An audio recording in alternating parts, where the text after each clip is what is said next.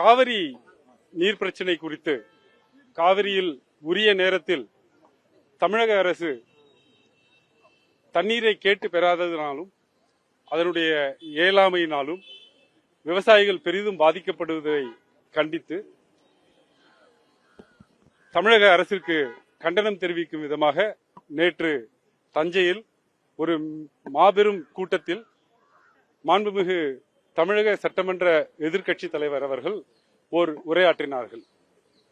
அந்த உரையாற்றலின் போது அவர் குறிப்பிட்டதாக கூறி சில வார்த்தைகளை மட்டும் தனியாக பிரித்தெடுத்து அவருடைய உரைக்கும் அந்த வார்த்தைகளுக்கும் உள்ள அர்த்தங்களில் உள்ள அர்த்தத்தை கற்பித்து தமிழக வெற்றி கழகத்தை சார்ந்த ஒரு நபர் பெண்களை அவமரியாதை செய்ததாகவும் மற்றும் பல்வேறு குற்றப்பிரிவுகளின் கீழ் நேற்று இரவே முதல் தகவல் அறிக்கையை பதிவு செய்து இன்று காலை சுமார் 8:30 மணி அளவில் தஞ்சாவூர் போலீசார் எதிர்க்கட்சி தலைவர் அவர்களை கைது செய்ய வந்திருந்தார்கள். இன்று காலை 10:30 மணி அளவில் உயர்நீதிமன்றத்தில் இந்த கைது நடவடிக்கை சட்டத்திற்கு விரோதமானது, அந்த முதல் தகவல் அறிக்கையே சட்டத்திற்கு விரோதமானது என்பதை எடுத்துச் சொல்லி அவசர வழக்காக எடுத்துக்கொள்ள சொல்லி வேண்டினோம். அதை கருத்தில் எடுத்துக்கொண்ட மாண்புமிகு உயர்நீதிமன்றம் மதிய உணவு இடைவேளைக்கு முன்பாக எடுத்துக்கொள்வதாக சொல்லியிருந்தார். நாங்கள் தஞ்சாவூரிலிருந்து வந்த போலீசாரிடம் உயர்நீதிமன்றம் இந்த வழக்கை விசாரிக்க இருக்கிறது, அதுவரை கைது செய்ய வேண்டாம் என்று இருக்கக்கூடிய சட்ட நெறிகளையும் மாண்புகளையும் எடுத்து சொன்னோம். அதை எடுத்துக்கொள்ளாத தஞ்சாவூர் போலீசார் வலுக்கட்டாயமாக எதிர்க்கட்சி தலைவர் அவர்களை கைது செய்து அழைத்துச் சென்றார்.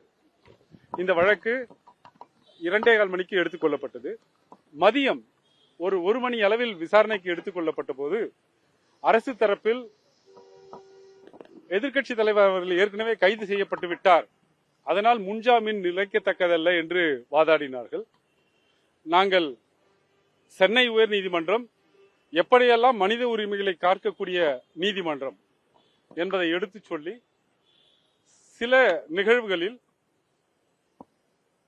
காவல்துறையினுடைய அத்துமீறல் அப்பட்டமாக தெரியும் போது, வெளிப்படையாக தெரியும் போது கைது செய்திருந்தாலும் கூட மேஜிஸ்ட்ரேட்டிடம் கொண்டு சென்று ரிமாண்ட் செய்யக்கூடாது என்று பல இடைக்கால உத்தரவுகளை இந்த சென்னை உயர்நீதிமன்றம் வழங்கி இருக்கிறது. அவற்றை எடுத்து காட்டினோம். அப்போது மாண்புமிகு உயர்நீதிமன்றம், இந்த நீதிமன்றம் சென்னை உயர்நீதிமன்றம் இது போன்ற வழக்குகளில் இடைக்கால உத்தரவுகளை கொடுத்திருக்கிறது, இதனுடைய விரிவான விசாரணையை 2:15 மணிக்கு கேட்கிறேன் என்று சொன்னார்கள். 2:15 மணிக்கு வழக்கு எடுத்துக் கொள்ளப்பட்ட போது மரியாதைக்குரிய தமிழக அட்வொகேட் ஜெனரல் அவர்கள் காவல்துறையினருக்கு எதிர்க்கட்சி தலைவரை நீதிமன்றம் கொண்டு சென்று ரிமாண்ட் செய்யக்கூடிய எண்ணம் ஏதும் இல்லை, நாங்கள் காவல் நிலையத்திலேயே விசாரித்துவிட்டு அவருடைய வாக்குமூலத்தை பதிவு செய்த பிறகு அவருடைய சொந்த ஜாமீனில் விடுவிக்கப் போகிறோம், காவல் நிலைய ஜாமீனில் விடுவிக்கப் போகிறோம் என்று சொன்னார்கள். அதை குறித்துக் கொண்டு சென்னை உயர்நீதிமன்றம் உத்தரவு பிறப்பித்தார்கள்.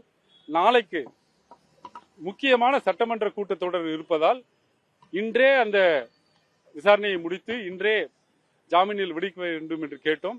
அதையும் நீதிமன்றம் உத்தரவாக கொடுத்திருக்கிறது.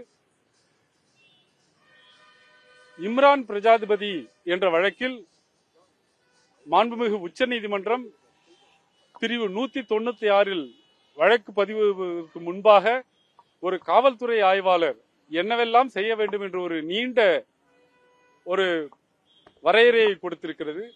அந்த வரையறையை தெரியாமல், தெரிந்தும் புரியாமல், புரிந்தும் அதை உள்நோக்கத்தோடு காவல்துறை பின்பற்றாமல் இந்த வழக்கை பதிவு செய்து எதிர்க்கட்சி தலைவரை எப்படியாவது கைது செய்து நாளை அவர் சட்டமன்றத்திற்குள் வரக்கூடாது என்று திட்டமிட்டார்கள்.